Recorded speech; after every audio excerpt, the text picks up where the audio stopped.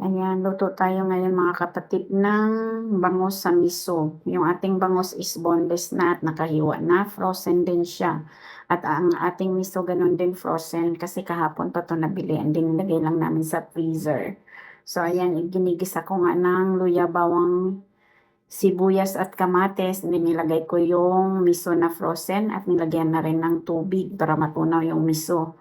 At pagkatunaw ng miso is nilagay ko na rin yung ating bangus at sinigang powder. Ano tawag dito? Boneless na nakahiwa na.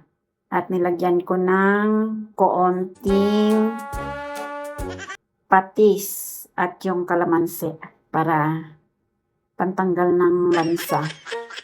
At ayan, dahil luto na yung ating bangus, nilagay ko na nga yung ating mustasa. Yan yung pampasarap dyan sa bangus sa miso, mustasa. Yan din yung paborito ko sa bangus sa miso. Ang gulay na mustasa. Thank you for watching.